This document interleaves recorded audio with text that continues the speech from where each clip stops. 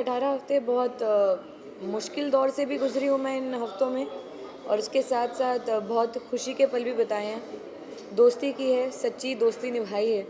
कुछ जगह गलत हुई हूँ, गलती हुई है, गलती सुधारी है। तो एक तरह से वो लर्निंग एक्सपीरियंस रहा है, एक लाइफ़ लेसन मिला है।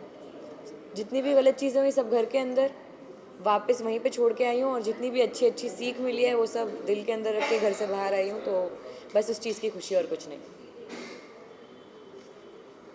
रिसेंटली अभी हमने देखा कि शिव ने एक स्टेटमेंट दी है जिसमें उन्होंने ये बोला है कि सुंबुल जो है वो अगर यहाँ तक पहुँची है वो सिर्फ साजिद जी की वजह से पहुँची है, वरना वो मंडली में तो कभी वो रखना नहीं चाहते थे। उसकी ड्राइंग हमेशा निमृत रही और स्टैंड रहा है, बट वो साजिद के दया की वजह से यहाँ तक आई है और हमको रखना पड़ा।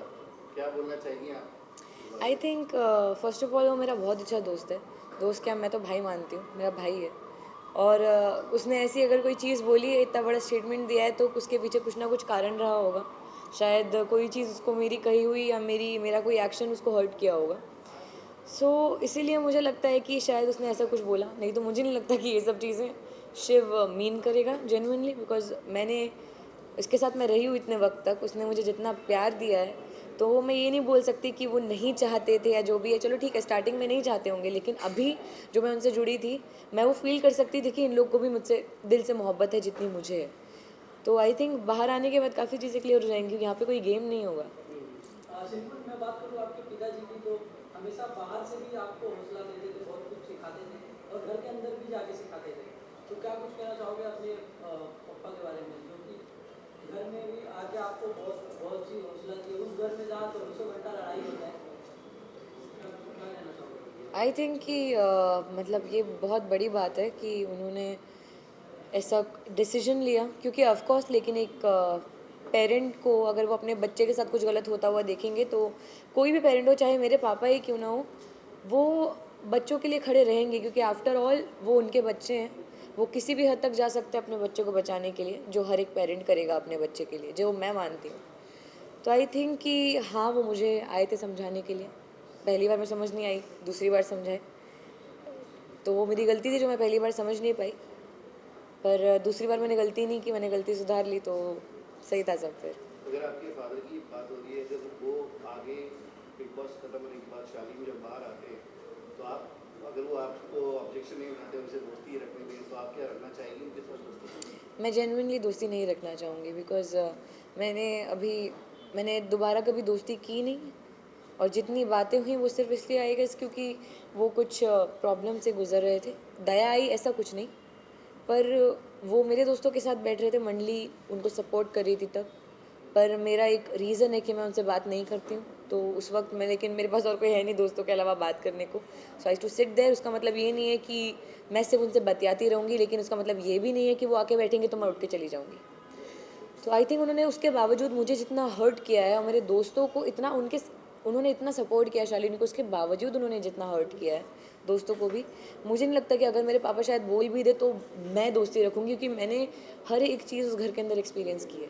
He is a very nice guy, it's okay, it's all right, it's just that कि उन्होंने मुझे हर्ट किया है, तो मेरी तरफ से ये चीज़ है। बट हमने कई बार सुन रहे हैं शालीन के मुंह से, वो हमेशा ही बोलते थे कि अरे यार मंडली संबुल का इस्तेमाल कर रही है, वो समझ नहीं रही है। मतलब एक इमेज को लेके काफ़ी कॉन्शियस थे आपकी, मतलब एज ए फ्रेंड मुझे हमें लगता था कि जैसे वो कहीं ना कहीं वरी करते हैं आपकी इमेज को लेके। आई थिंक अगर उनको इतना ही ज़्यादा फिक्र होती मेरी इमेज की, तो वो शायद टीना का मुंह बंद करा देते जब वो मेरे बारे में अनचंड बोल रही थी।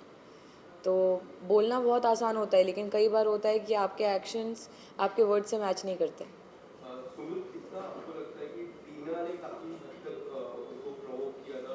जिस तरह ऑडियंस का भी काफी लोग को कहना है कि शालीन को कई हद तक टीना ने प्रोवोक किया, जितनी भी बातें हुई वो शालीन के मुंह से टीना बैक से बोल रही है। आपको क्या लगता है इस बारे में? ये it is a very funny topic to talk about, I guess, because ये बड़ी फनी चीज़ है यार, क्योंकि मुझे नहीं, ताली कभी एक हाथ से नहीं बजती है। अगर शालीन के एक्शंस ने मुझे हर्ट किया है, टीना के एक्शंस ने मुझे हर्ट किया है, और शालीन कोई छोटा बच्चा नहीं है कि टीना बोलती जाएगी और वो करता जाएगा। वो अलग इंसान है, टीना अलग इंसान है। हाँ कुछ चीज़ें उनके रही होंगी, उनके आपस में कान भरना, शालीन कान के कच्चे हैं ये मैं मानती हूँ, वो मान जाते हैं, बातों में आ जाते हैं, पर ठीक है, नहीं नहीं, इट्स ओके, आपको नहीं लगता कि जेन्युइनली मंटी जो ग्रुप है उन्होंने आपका कहीं ना कहीं इस्तेमाल किया है, क्योंकि हर बार आपका मजाक उड़ाना आपके फादर को लेके, आपके डांस मूव को लेके, कहीं ना कहीं इन चीज़ों को लेके, मतलब एक ये होता है ना कि बुली करना आपको हमेशा करना, आपकी इमेज कहीं ना कहीं इस चीज़ को आपको नहीं लगता कि कहीं ना कहीं वो मतलब मेरे हिसाब से बुली एक बहुत बड़ा शब्द है, ये बुली करना वो एक बहुत गलत चीज़ हो जाएगी, बहुत नेगेटिव शब्द है ये। पर मैं इतना कहना चाहूँगी कि मैं उस घर के अंदर रही हूँ, मैंने देखा है कि अंदर कैसा माहौल होता है, कैसा एनवायरनमेंट होता है, कितनी नेगेटिविटी होती है झगड़ों के चलते, एक दूसरे की शक्ल नहीं देखना, एक दूसरे को बुरा भला बोलना। तो मैंने वहाँ पे रहते हुए वो चीज़ें देखी हैं, वो चीज़ें फील की हैं, इतनी नेगेटिविटी अपने पास मैंने पहली बार फील की है। लेकिन उसी वक्त में सिर्फ एक साजिद सर और अब्दू हैं जो सबको खुश रखने की कोशिश करते हैं, चाहे वो मेरा ही मजाक क्यों ना बनाए, पर अगर मेरा मजाक बन रहा है और उससे मेरी पूरे दोस्त जितने हैं वो सब हंस रहे हैं, इनफैक्ट मुझे भी हंसी आ रही है, तो हम जब एक नेगेटिव माहौल को पॉजिटिव वाइब में कन्वर्ट कर रहे हैं, आई डोंट थिंक कि इसमें कुछ बुली जैसा है। And as much as I know my father कि उन्होंने ये कुछ भी गलत तरीके से नहीं लिया, ये मजाक बनाना ये सब, मैं खुद बोलती हूँ कि मेरे पापा उस तरीके से बात भी नहीं करते हैं, वो उनका एक नज़रिया है, दे थिंक कि क्योंकि मेरा जो बात करने का तरीका है, आई स्पीक थोड़ा थोड़ा उर्दू बोलती हूँ, थोड़ा हिंदी बोलती हूँ, तो उनको ऐसे लगता है कि मेरे पापा राजा महाराजा हैं, तो वो इस तरीके से बोलते हैं। तो बट ये सब एक फ़न स्पिरिट में हुआ था, ये ऐसा कुछ नहीं है जो इतना मिसकंसेप्शन हुआ।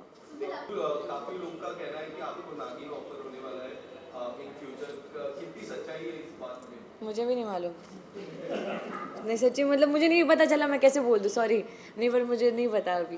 बट आपको अगर in case in the future if you get the offer, क्या रहेगा आपका? I think it's upon my father also, मेरे मतलब जो मेरा मानना है मैं करना चाहती हूँ, उसके साथ साथ पापा क्या चाहते हैं, देन विल डिस्कस, जो दोनों को सही लगेगा वो करेंगे। या टॉप 3 में किसको देखना चाहिए? Honest answer please.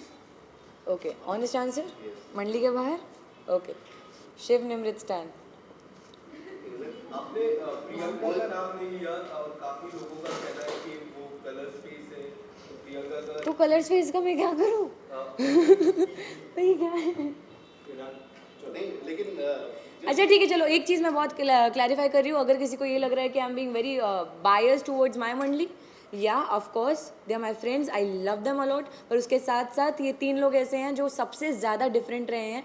निमृत अपनी लीडरशिप क्वालिटीज़ के लिए, उसने जिस तरीके से कैप्टनसी निभाई है हर बार उसको मिली है। शिव हर एक झगड़े में जो ह्यूमर लाता है, हर एक झगड़े को मस्ती में बदलता है, वो उस तरीके के लिए जो वो डिफरेंट है। और स्टैन उसके एक अलग अंदाज के लिए जो लोगों ने आज तक बिग बॉस में नहीं देखा है। बट आप जिन तीनों की बात कर रही है, तीनों ही बैक फाइटिंग कर रहे हैं आपके खिलाफ आज की डेट में। अगर मेरी नज़र में वो मेरे दोस्त हैं, वो मेरी दोस्ती है, आप मानती हैं, ठीक है। मैं मानती हूँ, मेरे दोस्त हैं भाई। Anyways thank you so much हमसे बात करने के लिए। आपने विनर का नाम नहीं लिया। स्टैन, कुछ फर्क पड़ा क्या? Thank you.